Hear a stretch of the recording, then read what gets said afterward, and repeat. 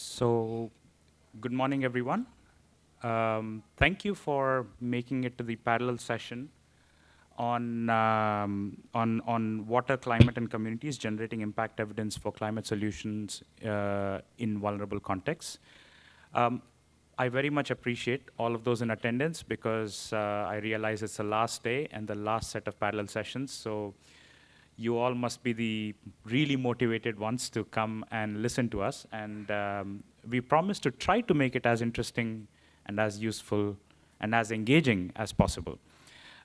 So in that spirit, let me briefly introduce myself. I'm Prashant Koturi. I'm an evaluation specialist with the Independent Evaluation Unit of GCF, the Green Climate Fund. The Green Climate Fund is the financial mechanism of the UNFCCC. And we finance the priorities as outlined and as guided by COP. So here we have with us a very interesting panel. On my immediate left is Jeehyun Yoon, evaluation specialist with the Independent Evaluation Unit as well, so my colleague.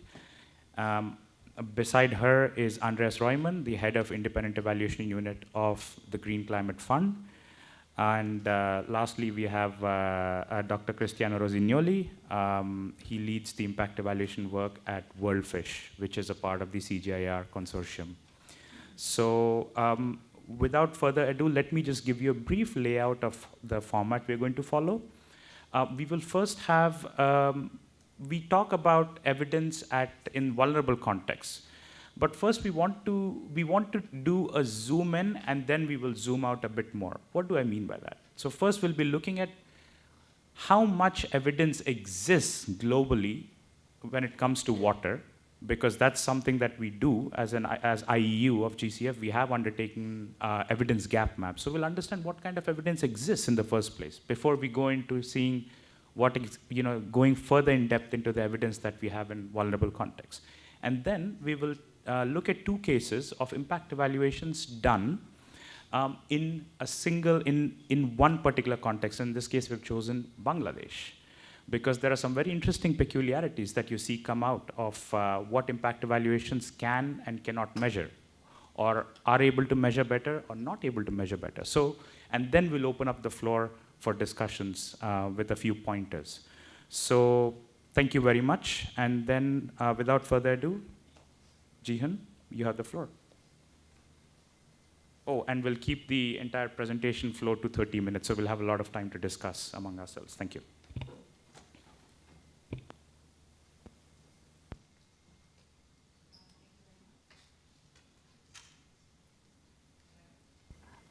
Thank you very much. Good morning, everyone. It's my pleasure to present here today evidence on the evidence gap map on climate change adaptation. As we all know, adverse impact of the climate change is increasing. So climate change adaptation is also getting more importance. But sometimes we don't know what is effective on the climate change adaptation. So the evidence is scattered in this case. So we would like to have this evidence gap map to know where is the evidence is and how much evidence is that we have. So that is the evidence gap map we did with as a joint effort. Sorry. Yeah, sorry. It's a joint effort with the DEVA, German Institute for the Development Evaluation, on the climate change adaptation evidence gap map. So basically, we wanted to know where is evidences on the effectiveness of adaptation measures to help people in low and middle income countries to adapt the climate change impacts. So to answer to these questions, we need to define what is climate change adaptation. It's sometimes too difficult to distinguish between climate change adaptation and normal development activities like livelihood support. So we need to define what is relevant to climate change adaptation in terms of sectors and interventions, and also in terms of outcomes. But I don't want to go further in detail for this, but with this question and framework, we searched all the evidences out there available. So we started with almost 13,000 studies out there, and with the inclusion-exclusion criteria, with the question and the framework, we narrowed down to enlarged 464 studies to be included in this study. So exclusion made, we would like to include only studies in quantitative measures, impact evaluation, experimental and quasi-experimental, sometimes non-experimental, but with the robust measures or robust methods. And so that we excluded only descriptive or qualitative or predictive studies. Also, we searched the title and abstract in English, which is so to see the relevance of the studies to the climate change adaptation. And then we searched full text and judge this evidence is related to climate adaptation. So this is the result of the evidences with 1,000 pieces of evidence from 400 studies. The left side, you can see sectors, interventions, water, land, forestry, and economic and health. And the right side, you can see the outcomes that we want to change through climate change adaptation measures. So the color codes show where is the concentration of the evidences. So you can see forestry, fishing, and agriculture is relatively rich with evidences, especially for adoption, so uptake of the adaptation measures, and the economic benefits like livelihood support, yield increase, or income increase. So this kind of activities are with more evidences. But interestingly, water and the enabling environment, you cannot see many evidences there. Almost absolute gap can be found in the institutional system. Maybe it's because the nature of the intervention is very hard to define or design this kind of impact study for this kind of activities. And sometimes water can be infrastructure-focused projects. So usually have ex ante evaluation, not ex post evaluation, or cost effectiveness benefit analysis. So it is not captured in this evidence review. So this is gaps and concentrations. But maybe you can think now, so what? There is evidences, but so what? So the next step that we can do is to see if our interventions, our investment and project is going with evidences. So this is the intervention heat map. Basically, we just overlay our interventions into the evidence gap map. Some of the areas you can see with the many projects, red in number of projects, blue in the budget, and the forestry adaptation and the economic benefits has projects and the evidence. But also you can see the far right downside, the economic, the institutional support for enabling environment. There is no evidence, but there is a lot of interventions. So this disparity can show we are operating in sometimes in evidence-rich or sometimes evidence-scarce environment.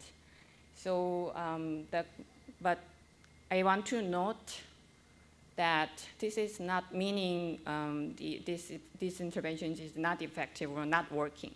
This is just showing where its evidences are or not. So, these sectors like built environment and water can be explained why there is no evidence, because it's traditionally deemed not suitable for the impact evaluation. Or information, education, or environment, enabling environment project also is very hard to capture in the impact evaluation. But anyway, at least we know where the evidence is, so it can help systemically to policymakers and decision makers to facilitate future evidence-based programming and portfolio development. So in short, I want to share what we found. There were more evidence than we thought on climate change adaptation, but was not enough. Especially there was disparity, geographic disparity. Sub-Saharan Africa, they have like 40% of total study dedicated to the Sub-Saharan Africa. But Latin America, only 6% was found. But this can be a limitation of the study because our research protocol only allows English title and abstract. And also in terms of sector, now we will have a more detailed presentation on water. But interestingly, it's very important area for the climate change adaptation, but very little evidence. We only have just like one evidence in the climate change, water and behavior change, for example. So next step, naturally, we need more evidence, more impact evaluation, water and land-based ecosystem. And also, we can do systemic review or meta-analysis to extract more substantive insights in the areas of evidence-rich area like adoption or agriculture in the future. Okay, so from here, I would like to finish my presentation and hand over to my next presenter. Yeah, Andreas, go ahead.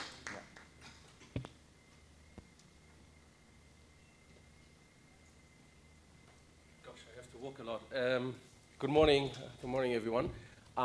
Okay, so now after we've looked at, and again, just to say and reiterate, an evidence gap map is a very interesting tool to just get the lay of the land, right? You basically look at all the intervention pairs, you look at all the outcome pairs, and you see where are these studies? What studies do you have? What do we know? What do we not know? And I think what's really remarkable here in this evidence gap map that we've seen is there are certain areas that are absolute gaps, which means we really don't know what sort of impact will work and how it will work and if it will work. So it's very new area, and for us as evaluators, that's quite interesting to see. When we do project evaluations, we can look at that and can advise along the way to say, look, if you're going down that path, you're looking at a potential project and project impacts that have not been seen otherwise.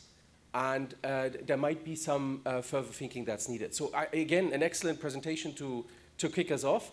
I was personally involved in this evaluation, so in this evidence gap map. So obviously, I'm really well invested in it. One thing that we saw is certain sectors have absolutely no evidence. One of this is water, and I'm going to speak about what we've done at the IU, at the Independent Evaluation Unit here at the Green Climate Fund, and the project that I brought to you today is a project in Bangladesh. I think pictures speak better than words, so let me show you the first picture. So this is what we are talking about. We're talking about the climate effects on coastal communities, and in this particular picture, we're describing these climate effects through the challenges faced by the coastal communities in Bangladesh. As you may all know, climate change can be seen in particular in coastal areas, but also in the small island developing states, and we have some representatives here as well, in the aspect of sea level rise. Coincidentally, sea level rise is also seen as increased levels of salination. And that's the problem that Bangladesh is facing, where coastal communities can no longer continue their agricultural production, their livelihoods in the same way they traditionally done over years and centuries, due to the fact of the salination of the coastal areas. Interestingly, with this is also there's a gender component that was quite interesting to us at the GCF, because the GCF wants to be gender sensitive, so it looked at this as well to say, okay, what does that mean? What's the result? What's the consequence of these changes? And what we've witnessed in the outset of this project is that women who are traditionally more involved in the tasks of bringing water to the households now had to work far further to get the water that would be possible to be used for the households. So we saw an impact or let me not say an impact, we saw a direct effect on the daily plans of women in these communities. So now coming to this project, it's been implemented by UNDP, and the project had various components, but I only want to focus on two today, which basically are the basis and the core for the impact evaluation that we've done. So here there were two components. One was to look at the question, before I do that, let me just say also the title of the project so you get a little bit more bearing on what we're trying to do. So the project in Bangladesh, FP69, really looks at enhancing the adaptive capacity of these communities, especially of women, to cope with these changes due to climate change. The value of the project is 33 million. 25 of these 33 million were directly funded by the GCF. The rest came from co-financing from local partners as well as UNDP. Now, one component is to introduce a diversified and climate resilient livelihood option to these communities. As I said, salination is ongoing, and we had to act. A second component is also to look at, okay, with desalination of the water, there's also water scarcity. So we had to look at a component to establish year-round access to a reliable water source, which in this case was a rainwater harvesting system. So what happened, and you see the lovely ladies there, what happened is that the women livelihood groups that the project was targeting were given 8 options, and they could choose 3 out of these 8 options. I'm not showing all 8, I'm showing only 4, I hope you don't mind. But these options were all livelihood options. And they could be anything from crab nurseries to floating gardens, you see 2 examples here, to sesame production. And that was to shift the behavior of the communities towards climate resilient activities. So now, when we delve a little deeper into the conversation of what they have actually done, it was based on training of these women livelihood groups, as well as on providing further inputs. So I said they would be able to choose 3, and they were given training on this, and after the training they could choose 2 out of these options that they would continue.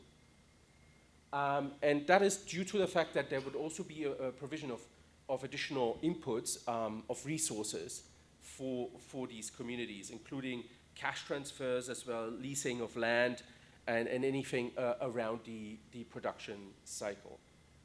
Again, I know we're not here to go in depth into the project, but I wanted to give you that background here. So now, the question that we ask ourselves in this impact evaluation is, did this adaptive livelihood program increase the capacity of the beneficiaries to adapt to climate change? So that, in a way, was for us to look at an instrument variable to sort of get closer to this question of climate resilience. Have we built climate resilience? Again, these concepts of climate adaptation and climate mitigation are very complex and at times also very opaque. So it's hard to translate that as an evaluator into a firm number game or a firm theory of change. In this case, the theory of change, and that's a simplified version of the real true theory of change, but again, I thought in interest of time, we only focus on something a little bit more simpler. It was basically, the theory of change was that these trainings and inputs would help these women livelihood groups to choose sustainably options for the future livelihoods. And with that, increase income. And we would also want to have more decision-making powers in these communities through the income-generating activities of women. The second component, as I spoke of just earlier, was this harvesting system. The harvest system as well was to also support these women groups. As I said, traditionally speaking, the water fetching was a task for the women. It was hard to change in terms of behavioral changes of these communities. So now, I won't show you any graphs because I don't think that's very, very, very helpful, but I'll go directly into the results to illustrate a little bit of what we found. So obviously we did here, we tried as much as possible a randomized control trial We had a hybrid of a randomized control trial with an experimental system. That's very common, as sometimes randomized control trials are hard to do and are also very costly. But we were able to do that in a very robust and credible manner. And what we found first off is, when you think about the theory of change, we found that there's a definite increase in income. So we're not only finding that the communities have continued to use these options, so they really shifted away from previous livelihood options to new livelihood options for those that were treated versus the control group, and with that have also increased the income of the household.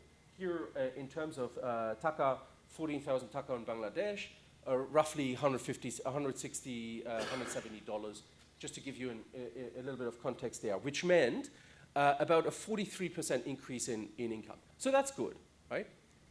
But then we were tilting a little bit more into the conversation of, okay, how can we show a little bit more the resilience, the climate resilience part, and the successes there. And here comes a little bit my very critical eye as an evaluator to say, okay, income generation, okay, that's fine. When we're on a climate project, we really want to create climate resilience. And what we chose here in this project, together with the team, was food security as a proxy for improved resilience. Again, with food security, we were looking quite desperately for proper set of indicators that we could use in order to inform this.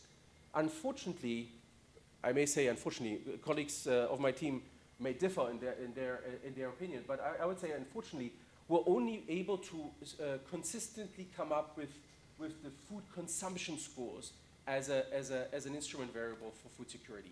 That's unfortunate because I don't think that's giving you the full picture of food security. But anyhow, we looked at that, and we've seen a robust and significant increase in 8%. So one could say the project ended up doing what it was supposed to do.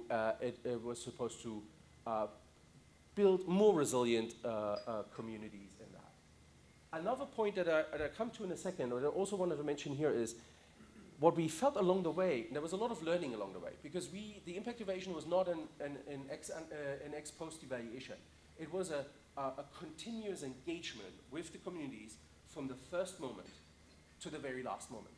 So we spent over 5 years with the Bangladesh team to help them think about what we want and how we want to show impact. What we've shown here is, and I think that's incredible, is that we've seen the importance of how farmers need to get an awareness and an understanding of how to act on climate risks. Most often climate risks were not observed, they were not seen, they were not visible. There's something imaginary for some of these farmers. But what was really interesting is, for us, we realized that a lot of work that we have done has really shifted the perception of what climate risks are. And that brings me to, and this is my last slide, colleagues, that brings me to a couple of learnings that we've done alongside that impact evaluation. Again, I spoke a little bit about this. We really felt impact evaluations, and we at the IU really think that impact evaluations should be things that we do together, so we need to do that in collaboration. We need to do it from the get-go, so from the very start of the project implementation, to get good baselines, midlines, and endlines, and have that continuous feedback, well, for the lack of a better word, a feedback loop to create some sort of feedback across the project implementation. What we found is that the knowledge and awareness for an effective adoption of adaptation processes is absolutely crucial. And it goes to say that climate projects really ought to look at behavioral changes and how we can foster behavioral changes in these communities. Because as you've seen it before, we have a lot of studies on adoption in this evidence gap map, but actually when you think about it, adoption is only one part. You need to sustain that use of the knowledge of new methods. Another one was water. So I spoke a little bit about the rainfall system. In the project, it was always a component of the project, but it was never so pronounced. So throughout the implementation, the team also adapted a little bit in understanding that this was actually quite important to also provide, and that's coming a little bit from the theory when you think about introducing and asking for adoption of new practices, people and the households have to shift their resources and time. And that's often very difficult. So as we were doing the rainwater systems, it helped those people to say, okay, we're anyway saving time in getting the water and fetching the water, so let us use that time as well to do new practices. So that was a compounded aspect, a compounded effect of the project. And lastly, the social capital. Throughout the process, we realized some women would prefer to do individual activities, not in women groups. Others would prefer women groups. There were various social aspects and social dynamics that had to be dealt with. I think that's also interesting for us to see as evaluators, that as we are going forward with impact evaluations, it's really important to look at these unintended consequences very, very early, because if you're not observing the social dynamics, you might end up with something that's suboptimal. That's all I wanted to tell you. Thank you very much.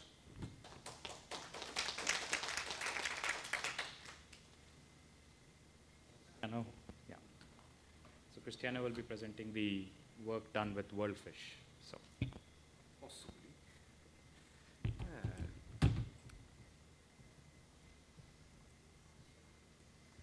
All right. All right, ladies and gentlemen, thank you very much for coming to this session, and I want to thank the colleagues from GCF, of course, for having me in this session. It's a great pleasure to have a chance to talk about water in general, about a case study that WorldFish. I mean, we are really working a lot on in Bangladesh, in particular, on aquatic food system, so where water plays an important role. I'm going to present a case where basically we are looking at a way to apply an ecosystem service approach to small-scale aquaculture.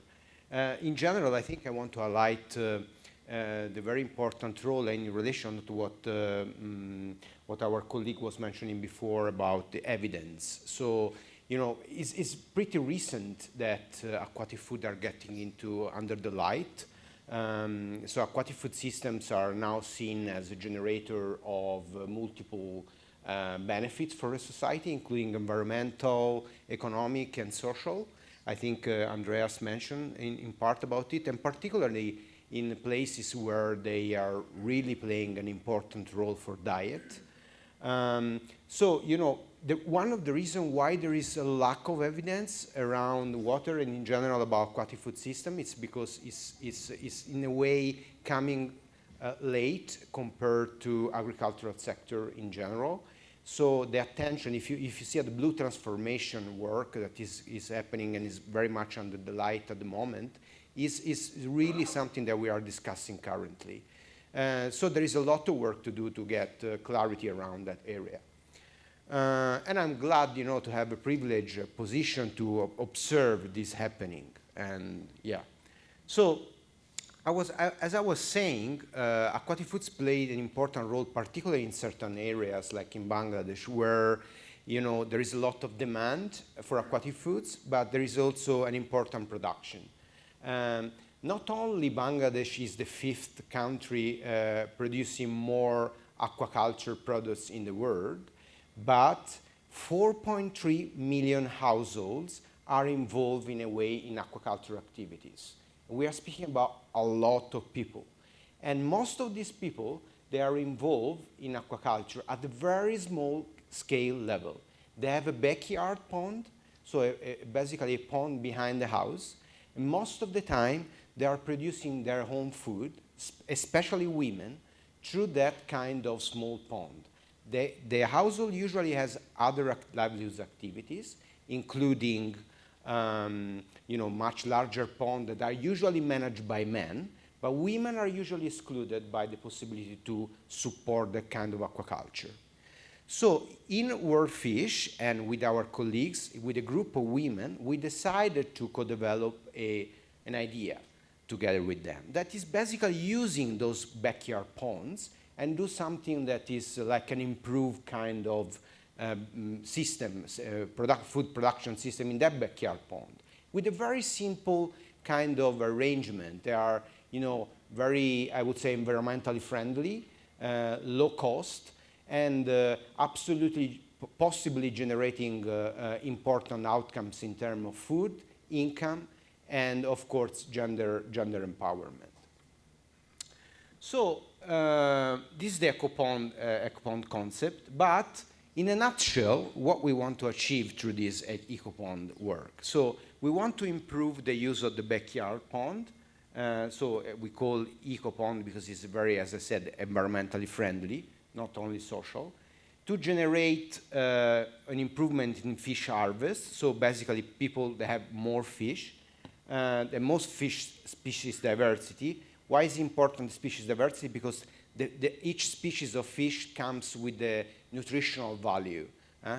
For instance, in this country, in Bangladesh, they used to consume the very small fish called carp mola. That is extremely rich of vitamin A and iron. And it's playing a very important role in the diet of women and children, especially in the first 1,000 days.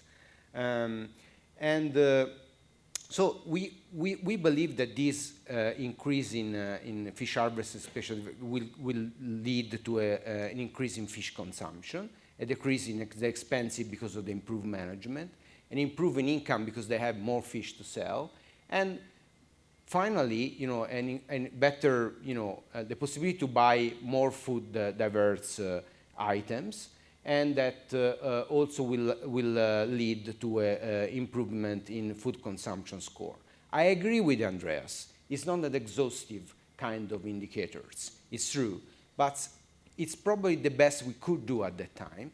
However, as you will see later, we also have focus group discussion to explain what we see about the change in the food consumption score. But we also, as I mentioned to you, the ecopond offered the possibility. It's a matter of a trade-off, right? It's not like we are not. Whenever you go, you implement an intervention in those countries, you are not touching only one dimension, that is income and food security, right?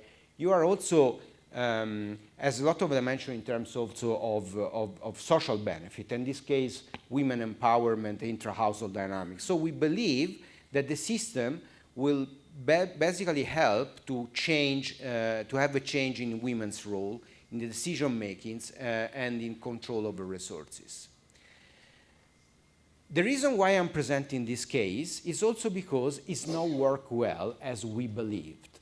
It's a very simple intervention, but it's posing us a lot of questions where we want to evaluate it. So what okay, this is the methodology. Okay, we have 1,500 households, randomized control, randomized selected. We have a mixed method design because we have both the very robust statistical analysis of the data, but also we have the focus group discussions. We have two groups, so ecopond is treatment and control, ecopond and control that basically not receiving the intervention. What we have seen, the blue line show what we could see that work well, but the red line showing that there is a broken pathway. The intervention, yes, was extremely well successful, and there is evidence about it, to generate an increased income, a decrease of, I'm just looking at this level because it's like intermediate outcomes, right? A decrease of expenses for the family, increase in fish consumption, but this doesn't translate in families buying more food, nor translating in change in intra-household dynamics. It changed the women empowerment adequacy indicator, but it's not conclusive in this kind of intervention, in a change in control over food items, in control over the assets and the resources in the family. It's not changing the food security, not really concluding in changing the food consumption score. But why that? When we saw that, we remained like pretty surprised because it was very simple for us. intervention, very focused, engaging a lot, co-develop with people. Everything was there. Why it happened? So we decided to go back to the people and having focus group discussion with them. And, you know, we start seeing the single indicators. Here you can see the red cross is basically, the red arrows is saying what didn't work, the green one what worked, and the cross is saying no significance, basically no change. So across all the cases, the fish variety, ecocompo production, and women empowerment are higher compared to the control groups, as I said. While in most cases fish consumption is higher, in none of the cases this led to a significant higher food consumption score. So basically we didn't see any result at the very high level. While most mechanisms to achieve higher food consumption score are in place, this doesn't translate into spending more on other food items. And we ask people why. Why that happened? And it's very simple, actually. The answer was very simple. They said, if we have more money, we prefer to invest this money in a different thing that is not food. Is investing money in making our family healthier, in investing in education for our children. But we are not buying more food, because for us the food is already enough. So one of the participants mentioned, spending the extra income on increasing productivity will give me more profit. Then I can use the profit for family welfare. And this is what telling me few things. First, despite we co-develop the project with people, and we really co-develop with women, women ask for it and we do it with them, we make assumption that they were not really well tested in the field. So we suppose that certain things is going to happen, is not. So we haven't a real cultural sensitivity to understand the problem there. And second element, which is very important in evaluation and impact assessment, cultural sensitivity, understanding very well the context. And second element is that we were unable to look out of the box. We were there with a prefix kind of set of variables that we want to observe, but we were not able to look further than this. So we were unable to be conclusive in some of these variables. That is all I wanted to present. Thank you.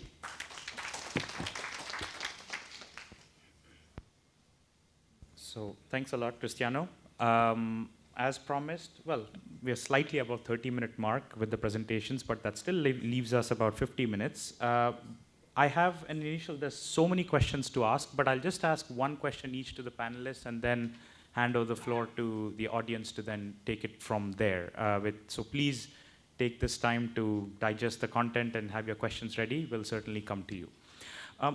Let me start a bit with setting the stage a little bit, because we started with the idea of climate adaptation.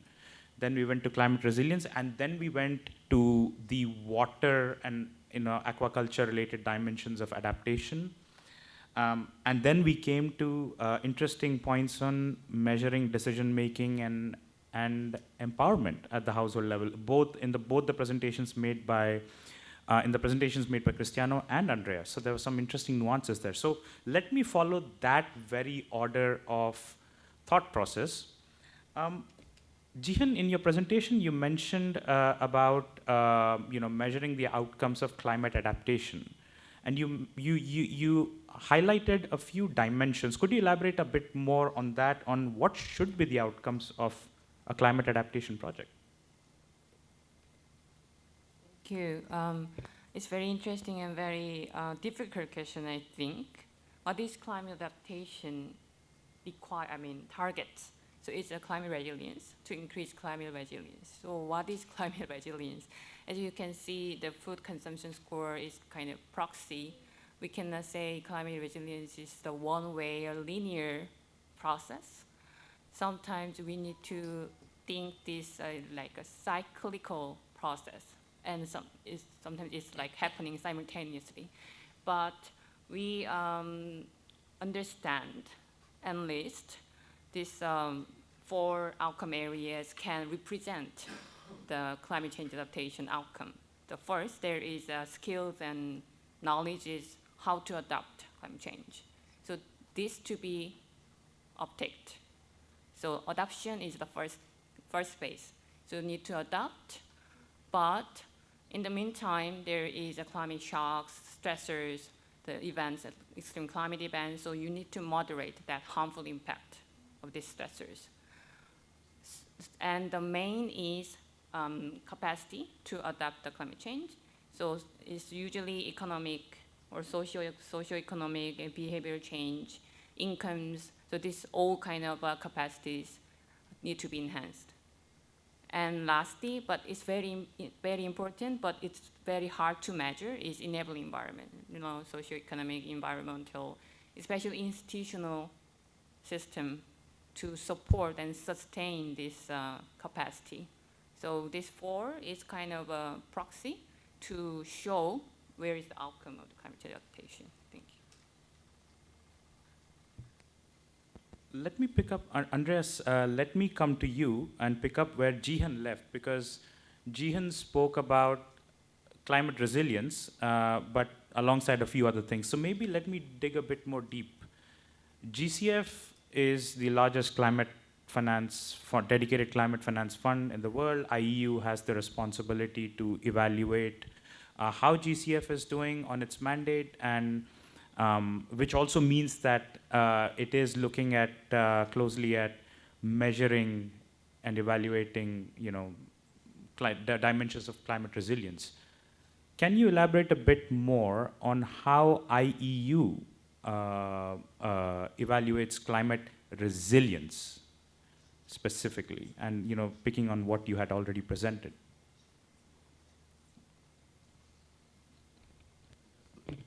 Hi. I just want everyone to know that I did not know that question. But just to say, it's tricky. It's context-driven, right? So climate change adaptation is most often a context question, a contextual question. You would look at the context of the project, the context of the country, to see what sort of resilience measures or resilience levels the communities would like to reach. Having said that, so context-driven is one. Having said that, the GCF remains quite agnostic on how the projects would like to look at their own theory of changes. So what the GCF is interested in, and it can be good, it can be bad, right? So the results management framework that the GCF uses is not as onerous as others to say, okay, you don't have to describe, you don't have to push your own system into a given set of indicators. Instead, you have an opportunity to report on a couple of very high-level core impact indicators, and those are, for adaptation, the number of beneficiaries in any given context, in any given sector. That is to say, and to be very critical, as an independent evaluator, I guess I have that privilege to be very, very critical. That's on the one hand very flexible. On the other hand, it's very difficult to aggregate at any level, to make sense of climate resilience at any level and across the portfolio. So that's my second answer. So the first one is the one, complexity. The second is the one that we are trying to be very flexible, because we have so many projects that have various project theories, and if you want to make sense of that, or if you want to aggregate at a certain level, you need to create an indicator that more or less everyone can live with. That's that. Lastly, and I think that's a most important aspect for climate finance and climate evaluations, it's exactly that question: what is climate finance? And I think Jeehyun was leading with that question as she started her presentation. I don't think we have found a perfect definition yet of what it exactly is. For us at the GCF, we look at climate mitigation and climate adaptation as the two different sets of a coin. The projects need to self-identify that. If they feel that a project is mostly mitigation related or adaptation related, And we haven't been able to fully define what that means for us at climate change adaptation, and if resilience as a concept in climate change adaptation is a means to an end or is the final impact that we want. That hasn't been defined.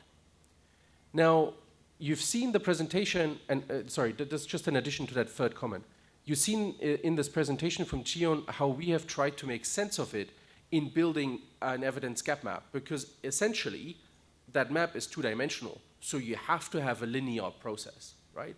So you're looking at the outcomes that were described in the evidence gap map from a linear perspective, and you see that we avoided and actively tried to avoid to put resilience at the very end of that.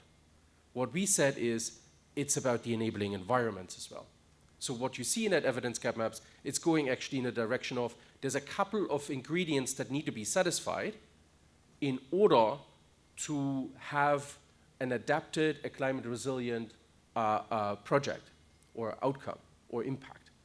And along the way, you need to bring together adoption, as Jeehyun said, you need to, so the behavioral change, the behavioral shift, you need to bring about the enabling environment that you need for such activities to sustain, and that can be institutionally, that can be politically, and that can very well be as well from a perspective of innovation and technology. So that's the third component that one would have to reckon with when thinking about climate adaptation and resilience. I leave it at that. Thank you. I'm very interested if you want to argue with me, please go ahead. I also have no better answer. I wish I had a better answer, but that's from the institutional perspective of what we know. So we spoke a bit about conceptual level, at the conceptual level so far. Let's dig down a bit more into the specifics. If you look at both the two slides that, the two PowerPoints presented by Andreas and Cristiano respectively, and the evidence gap map that Jeehyun presented, the evidence gap map says that we don't look enough on the softer sides of interventions. While in the PowerPoints by Andreas, but more specifically, more prominently in the PowerPoint by Cristiano, I think the direction that you were pointing towards is that it's hard to detect the softer sides, especially empowerment, dimensions related to empowerment. It's hard to detect them, or no impact is detected, right? Could you elaborate a bit on that, well, a few things. First, in evaluations, specifically impact evaluations, are we even adopting the right means to measure that, one? Or is it a case where projects are not simply achieving empowerment? Thanks.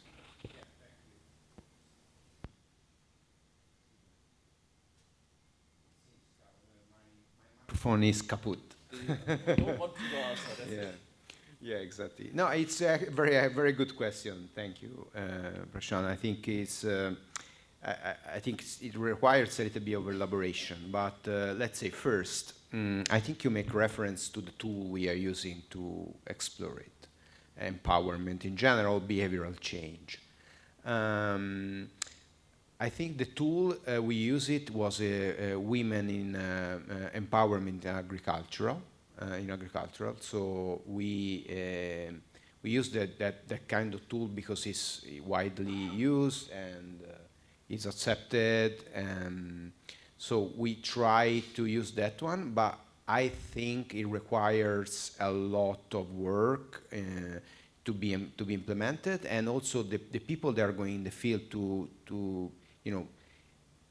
really ask the question, they have to be prepared to use that one. Okay, so there is an issue, definitely technical issue in using the specific tool that pose a limitation in the way you are detecting things. So you are risk to be too optimistic when you're applying. So there is a lot of bias that you can insert in the process in applying that. So second, I think behavioral change is absolutely a super complex stuff.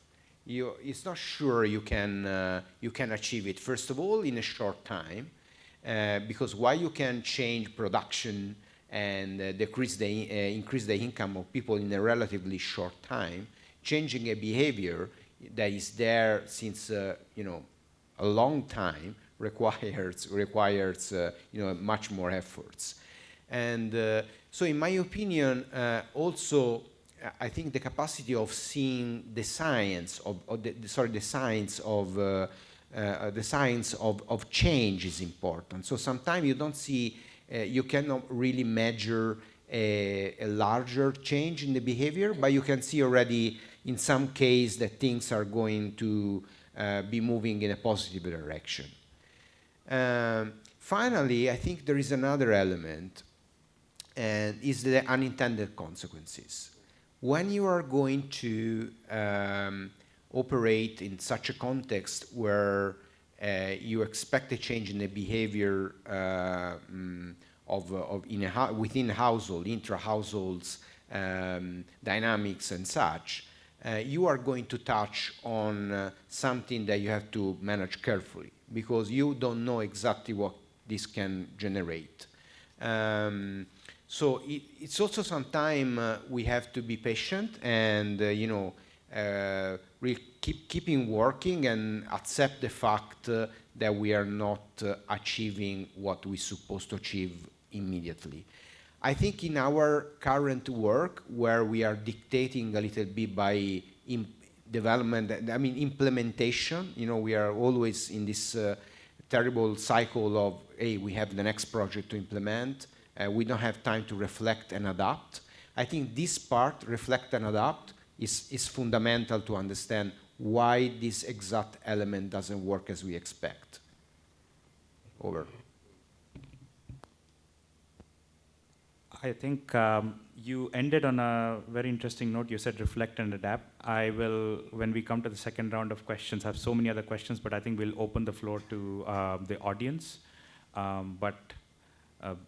Panelists, beware, reflect and adapt. That's the next set of questions coming to you. So with that, the floor is open. I see so many, 1, 2, 3. So Sonia and our colleague from Cook Islands, if I remember correctly, and there's someone else there I can't see now. Please introduce yourself when you're asking the question. Thank you. Hi, I'm Sonia from the IED, the Evaluation Capacity Development Team, and also behind all the emails that have been bugging you for. But that aside, on the reflect and adapt, I just wanted to pick up on the climate adaptation. Anyone can answer, because I think it's a question that crosscuts the tools that were presented, and I just want to really appreciate the depth and the learning that emerged from these presentations. My question is more on the institutional side and on the policy side. So in Jeehyun's presentation, there was a lot of gaps that were presented, and in various types of interventions or categories of interventions which kind of affect the ecosystem and all of that. So, and to my understanding, most countries have different sets of policies for each of these. So water is different policy. Water policies are different. It's a complex issue. Environment policy is absolutely different. It's more impact assessment oriented.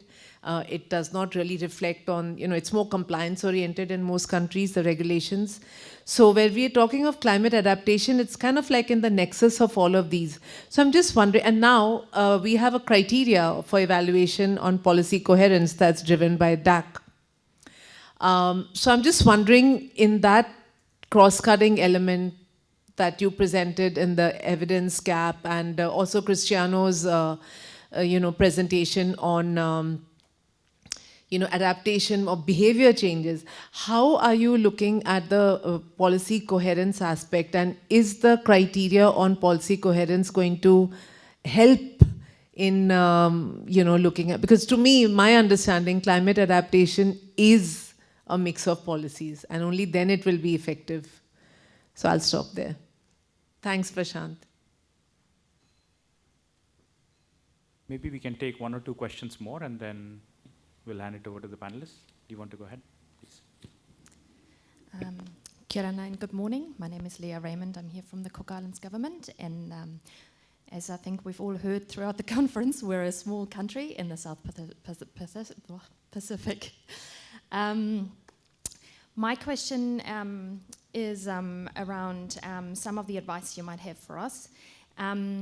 So water and climate change, they're obviously topics that are very important for us. Just before we left our country, there was a long dry spell, and there were a few weeks where some households were without running water. Luckily, we've had a big rain, so everybody's okay. But so it's a very important topic for us. We also have fairly recently graduated from DEC-aid, so our ability to access funding for projects is limited. Now, we're in the early stages of implementing a national evaluation system, very early stages. So what advice would you have for us in the way we design the evaluation system, that we are able to collect the kind of evidence and data that will help us to access climate financing in the future?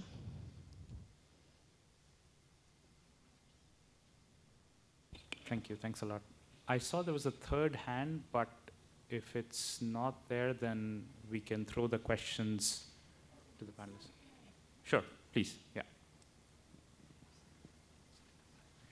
Thank you. Hello, everyone. My name is Olga, and I'm from Mongolia. And I'm an independent evaluator, as well as I represent some volunteer networks like Mongolian Evaluation Association and Evaluate Asia.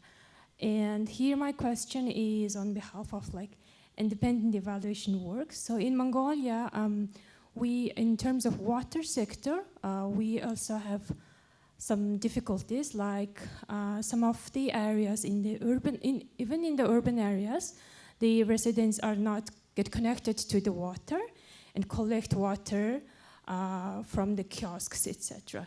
So we are not connected to the central system. So like in African cities, countries, we still collect water, like walking for a few minutes or hours.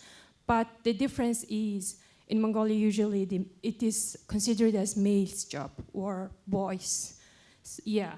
So we are also at the moment having a very big investment in the water sector to improve the areas and connect those kiosks into the central system, at least to prevent the shortage of water. So maybe after 3 or 4 years, I will be doing the impact assessment or the post-project impact evaluation. And I'm wondering about what could be the more effective design or method that I can plan from today to look at the more impactful changes, because at the moment we do not have that difference in gender like other countries, but in the other side we lack very opportunities for women to have some, to ease their household tasks, right? Because having without central system makes us spending a lot of time for the household task, etc. So this kind of, maybe it can be considered as very detailed or daily things, but it affects in a lot of things of our quality of life. So I was thinking to what can be the effective methods to identify those kinds of impactful changes are going to happen or not. So yeah, it's about the suggestion on the method. Yeah, thank you. You can take these first 3 questions, and I've seen that the 2 colleagues here will raise their hands, so we'll certainly come to you in the next round. Maybe the first question on policy coherence, Jeehyun, maybe I can throw the question to you as to how to look at policy coherence and evaluations as well, because given on the fact that climate change is cross-cutting, while countries do have one policy for each sector. So how should we go about dealing with that? Thank you. Thank you, Sonia, for the excellent question. As you said, the policy enabling environment is very cross-cutting and overarching overarching factor, especially the climate change, is very interconnected. So the evidences and you remember the intervention heat map shows there is a little evidences, almost no evidences, but there are a lot of interventions evenly distributed also for the enabling environment. So that also shows the importance of the policies and the enabling environment. I think I can say the country ownership is the key for this comprehensive policy alignment. As you know, the NDC, National Determined Contribution Plans, and also some countries developed the National Adaptation Plan that encompasses all the sectors, water, gender, all related sectors, and also GCF is helping to build that kind of plan more comprehensively. And based on that approach, we can say this policy and enabling environment can help the resilience of climate change. The IEU also have this criteria as like a standard criteria for evaluation: country ownership and enabling environment and paradigm shift. I mean, as a like long-term goal based on this approach. I hope it can help. Yeah. Just quickly butt in just to say that I think when we look at NDCs, because NDCs are meant to be the broader vision for countries, they do tend to, or they're at least supposed to, bring together all these sectoral policies into one place.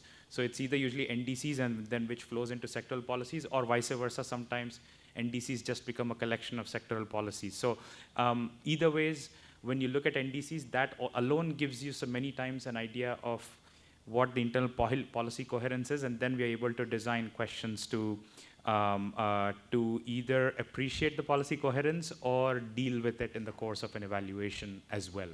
So I suppose that I don't know if that answers your question, but we'll move on to the next point, which is the question asked by our colleague from Cook Islands. And it's interesting that you asked the question because IEU also has an evaluation capacity building function, an advisory function. And in fact, the impact evaluation you see was undertaken as a part of that capacity building function as well.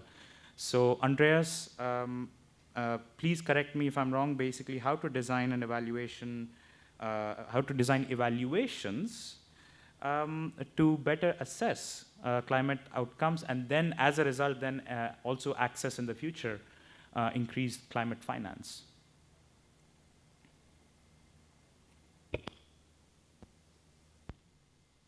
That's an interesting question. Thanks, Lena. Thanks. Always great to have the Cook Islands with us. Good to see you. On the water scarcity and the later rainfall, we've seen it as well. And you know better than I do.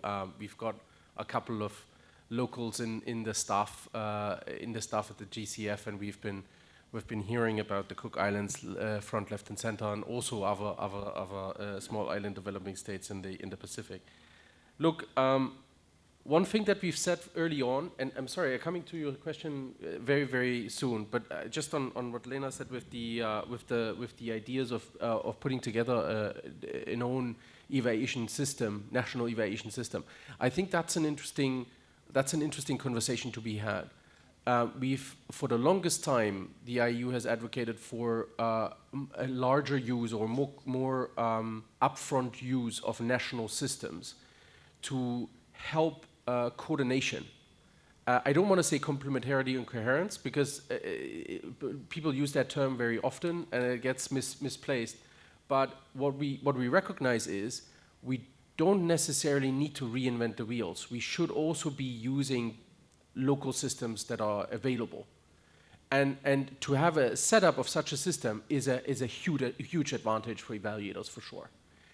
And also equally for those that are later appraising projects, because that's the kind of information that the GCF would be welcoming. Using the example of the GCF, would be welcoming, because if you have national systems and you have national capacities that are already there and available, they help certainly to look at the past, but also look into the future to say, okay, what sort of things can we do with you together already? And that is to recognize that our results management at the fund, and we are only a funder, we are not implementing directly. I think it's very different from MDB. It's very different from the Asian Development Bank, and the folks that sit here will agree with me. The GCF is only a funder, but yet the GCF has chosen to say, we want, on top of that, we want you to agree to all the different policies we have, may it be gender, may it be indigenous peoples, may it be whatever it is, through our accreditation process, but also with that to agree to our results management.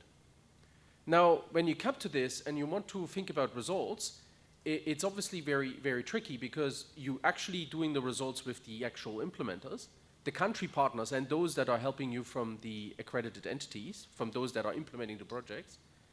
And then on top of that, you're starting to get questions to respond to certain things in results management from the GCF's perspective. So from my perspective, and that's a personal view that I've voiced a couple of times internally to the GCF as well, I think we need to bring the focus back to the countries. It's super important for us to also measure and capture the things that we want to capture at the level where it happens. Otherwise, there's no need for us to do measurement or results management at a GCF level, there somewhere in South Korea, far, far away from where the actual work happens. So that is an absolute, I applaud to you, that's an absolute key thing to do. It's the right direction. Now, your question was a little bit about, okay, if we do it, what should we do? Now, you recognize that a lot of people are asking for climate, because climate is complex, climate is not immediately visible. People often speak about climate being a combination of nature and the anthropogene and the human interaction aspect, the human intervention aspect. So obviously, a system would have to deal with both, because I think that's the complexity that we have. We have a multitude of complexities in climate evaluations, but one is that we are looking at interventions that happen across many different sectors, and interventions that happen across many different types of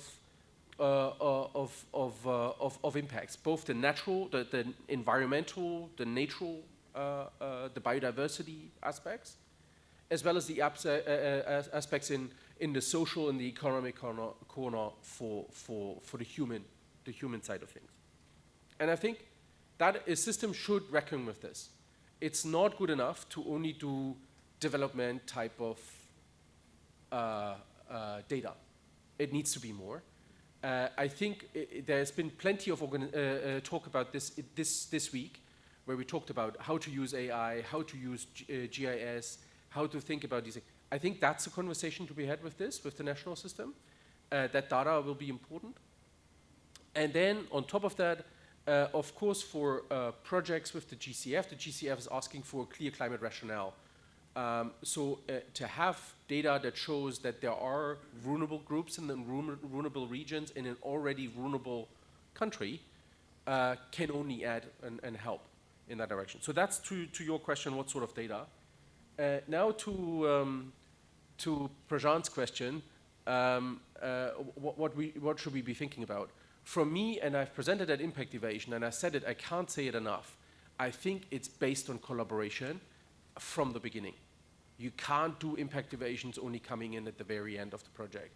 You gotta stick with them throughout the process of implementation. I know that's costly, so I don't want to talk about costs here, but in an ideal world, I think we should be starting with this conversation very, very early. I hope I don't bore anyone. But in that way, we can do something that I would call developmental evaluations, in a sense that you're starting to get the feedback loops in real time. You start to be, you're able to have the conversation to adapt, to change the system, to enhance, to embrace these aspects of complexities, of emergence, of non-linearity. Those things need to be reckoned with in climate, and I think that requires us to be there from the beginning. So capacity, you're right, Prajan is right, capacity is needed, evaluation capacity, can't say it enough, being around, being with them, collaborating with the implementers. It needs to be evaluation and implementation scientists coming together and thinking about what's necessary. That would be my answer to Prasant's question. So I think I've done it all. Thank you. Can I have Oh, one please, point? please do. I think I really enjoy your. Yeah, I want to add one point because I so agree with you that I want to frame it slightly.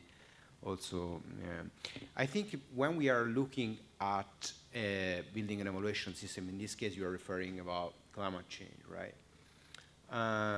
I think there are three main elements. The first is building up, I mean, the purpose of it, I think, is fundamental. And Andreas, I think, when he's responding to you, is framing exactly around this, the purpose of it. So it's definitely needed to be the accountability, or in this case, GCF, because he needs to understand what's going on there. I think we want to understand where to invest. So, yeah, definitely what works, what doesn't, is the second element there. But the third element, and I think when Andreas referring about bringing back things to countries, and I think that is extremely beautiful, because it's building the legitimacy of that evaluation system. And that means, the legitimacy means about the acceptance, the buy-in for the people that are going to be evaluated. Because at the end of the day, what we have to think about the evaluation system, that is giving information about how to move forward, right? And the legitimacy means that people there accepting that kind of feedback, they are buying that kind of feedback. They are deciding about which kind of indicator we are going to use. So the real answer to your question is look back to the people and discuss about which kind of system is there and what kind of indicator you should use. Because at the end of the day, if you are going to speak with them about CO2 emission or whatever, maybe it's not very meaningful. But if you are speaking in a legitimate way, you are telling about things that they will understand and they will use properly. Over. Thanks. Yeah. Please give a hand to yourselves after the session. Because we still have questions. But there's one more question remaining from our colleague from Mongolia. But just to in 2 lines, just to finish that thought. In GCF, for example, one of the things that, to answer your question, to fill the gap on financing part of something like this, funds like GCF build in anywhere between 1.5% and 5% of the project funding just for M&E. So they allow for precisely that kind of monitoring using national systems through the life cycle of a project. So if you are working, for example, say with a GCF project, then that allows for that work to happen. So just to fill in the puzzle, apart from everything else that Andreas mentioned, maybe that could be one way to fill the financing gap for that as well. So I'll just stop there. Cristiano, a question from our colleague from Mongolia. An interesting context. And this is something I have come to appreciate about that country from before as well, that sometimes the preconceived notions about gender inequalities, they don't always hold true in contexts like Mongolia. It's the challenges are a bit different. Knowing what we know today, and this is a question that has been asked to us, remember, 4 years before the project is going to close. So if you're going to suggest something to them as to how to measure behavioral changes from this point on, and what to look out for at the end of that particular project, what would you suggest? Look, I mean, my best suggestion is doing a little bit of research. I mean, starting from the Women Empowered Agricultural Index is probably a very good start. There are a lot of sub-indicators there. You were mentioning about workload adequacy in the household, right, if I remember well. So I think there is a specific indicators in the way, and is I think the T1 indicator in that index, and it's very much about workload adequacy. So looking at that specific case study, so looking at that specific index and readapting it to the context, it's key. And to readapt it to the context is easy. You take the indicators, easy. Oh, sorry, maybe easy in the sense that the idea is easy. The implementation of it maybe is challenging. And going to discuss with people the specific sub-indicators. And you can adapt it in part to your context or not. So for instance, in WorldFish, we have taken the WEI, so the Women Empowered in Agriculture Index, and we transform it in something called WEFI, that is Women Empowered in Fisheries Index. Because we have clarity that it's not the same thing, and we have to readapt to a specific context that is, requiring different like thinking, and the approach is different, people are different. So in this case, the best shot, I think, is looking at what's already there with a grain of salt, because sometimes, those indexes are super complicated and probably you don't need something so complex. But looking at that and readapting to your needs, it's a very good deal. I mean, it's a very good way to do it. If I were to round it off, basically what you're saying is all the work that you have done on use the indices, they can be adapted to the context like Mongolia as well, and it's not set in stone, essentially. Exactly. Yeah, sorry. Maybe to be clearer, is just taking the specific sub-indicators of the way and going to discuss with, having focus group discussion with people to understand the relevance of that specific sub-indicator and how I can readapt it to the context. And then test it. So develop a question or a set of questions that can be a proxy to that specific indicator, and going in the field and test it with people. And asking the question and see the answer. Is the answer matching my understanding of what I really want to evaluate, or what I really need to understand about it? And maybe, I don't know, in a year's time we meet again and you will tell me that you developed the Women Empowered in Mongolian Index, Sum it up, indices are not set in stone. They are for you to use in whatever manner you deem is necessary for the context.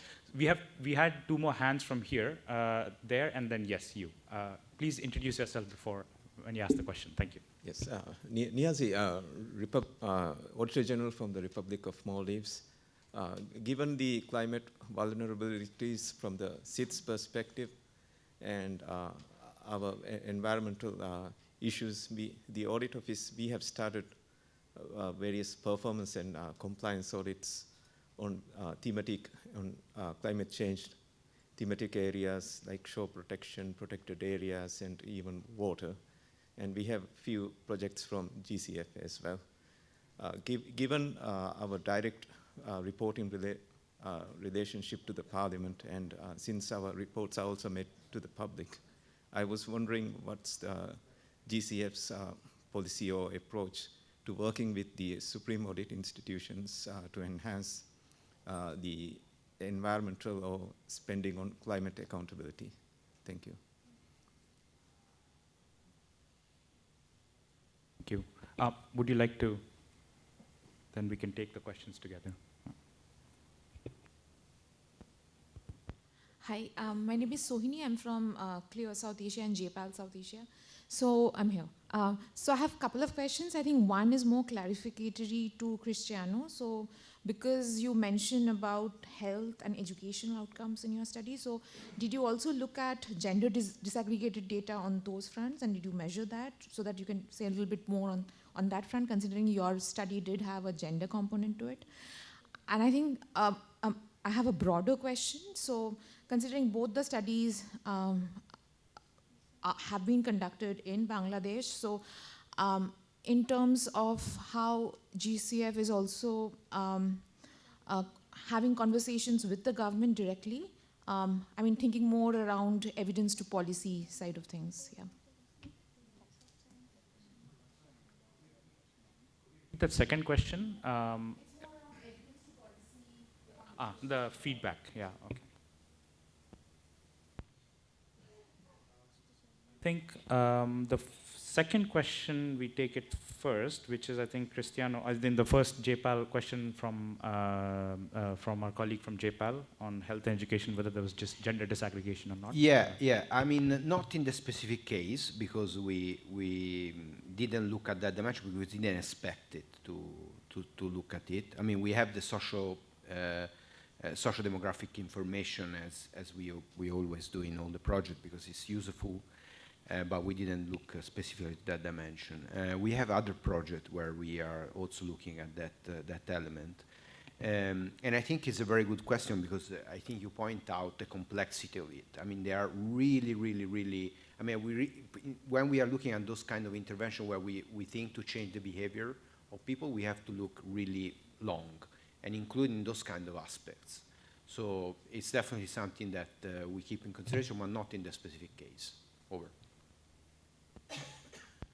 Andreas, I think we are going to throw the question at you, and Jeehyun, you can add maybe later anything else that you think we have missed out on. I think the two questions, one asked by a colleague from Maldives on what is GCF's policy on working with national level institutions on reporting on climate impacts and usage of climate financing, that's one. And also on the evidence to policy cycle, you know, how does it work in the case of GCF, and specifically, I suppose you could take the GCF-wide view and the IEU-wide view as well. Thank you.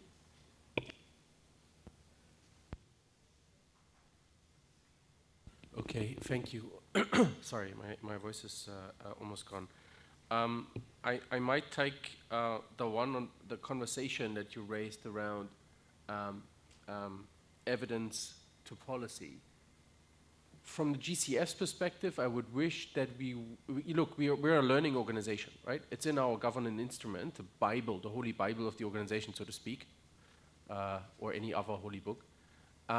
It is basically referring to an organization that wants to learn, and that is a learning organization and wants to feed back that learning. And I think as a larger climate fund, I know we always say it's the largest dedicated climate fund, but who are we kidding? We only got 10 billion USD every 4 years. That's not much when you compare the MDB world that's also looking into climate finance. But anyhow, if we were to look at that from the perspective of a large fund and a large player, I do think we have the opportunity to create, if not globally, at least regionally, certain knowledge banks or certain exchanges that would help to create a better understanding of what's happening and how is that influencing policy.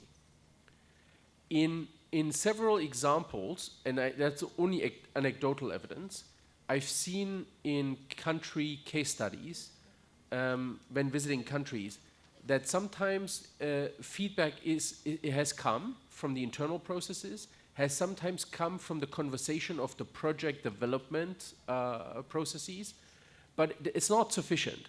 It's not sufficient at any level to say that would really engage in a proper conversation on how we can learn. We've seen it with the evidence gap map. There's lots of gaps. We should be populating that evidence gap map with every project and every result that we have from the projects. Unfortunately, I don't think we're ready yet. And there are many reasons for this. For the GCF, one of the reasons is that we're only at 25% of disbursement, right?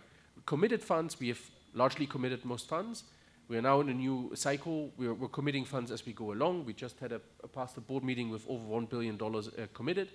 But when it comes to the ground and comes to implementation, we're lacking behind. We're only 25% under implementation.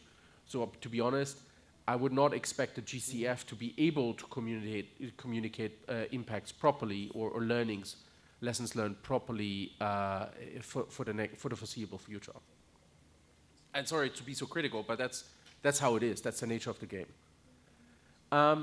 So that's institutionally, I feel the mechanisms are there. They're not used yet. The reasons for that is, one, we're not far ahead with our implementation.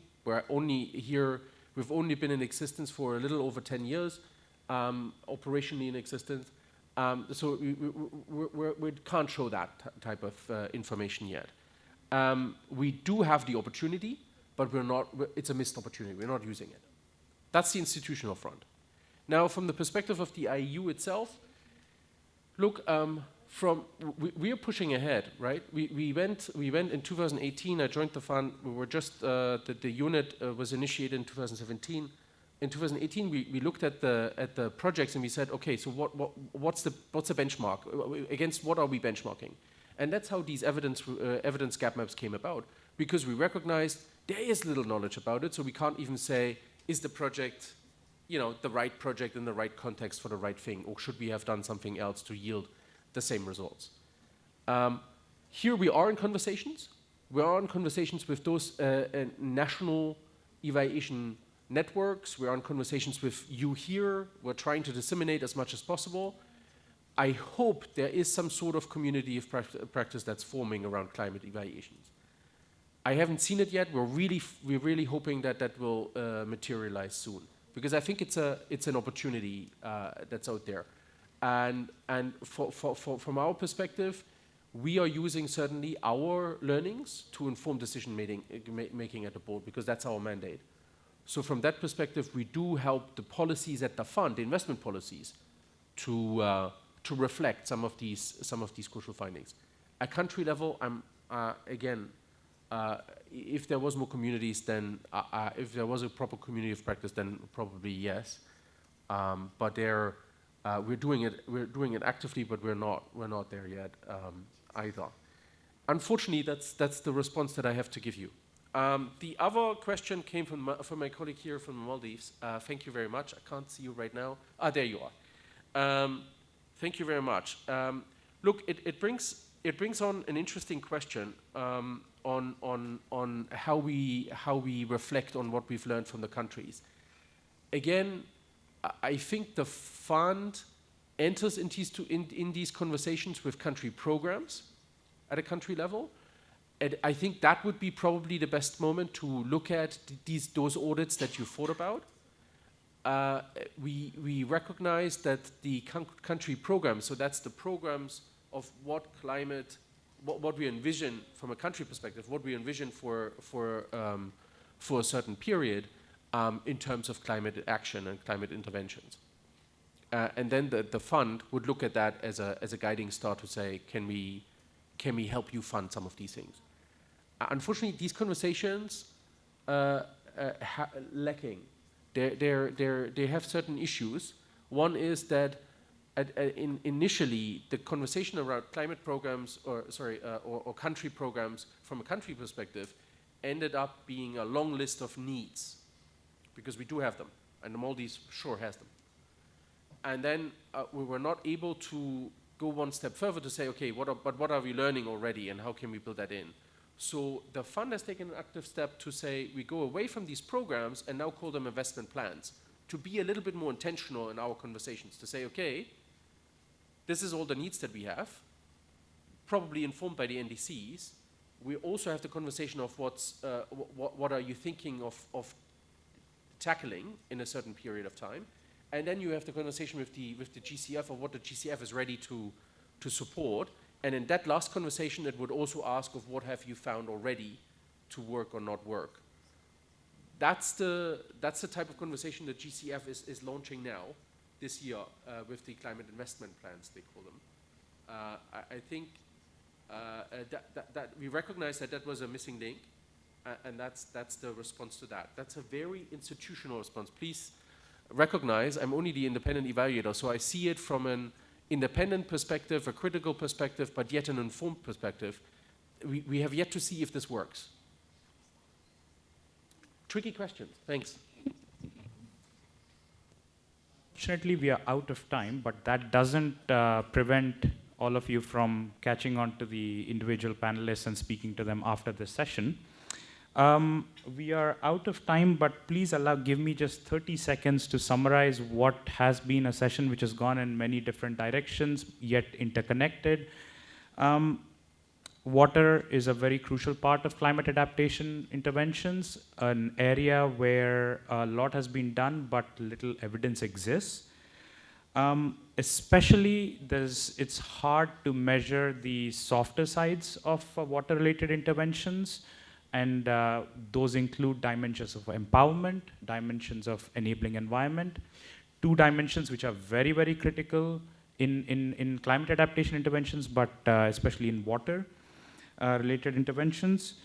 To plug that gap, we need a much more iterative cycle of evaluation, planning, and implementation, and probably the only way that at least I can foresee after the discussions is to have more national collaborations and collaborations, a more context-driven collaboration, and that can only be done with collaboration with national actors.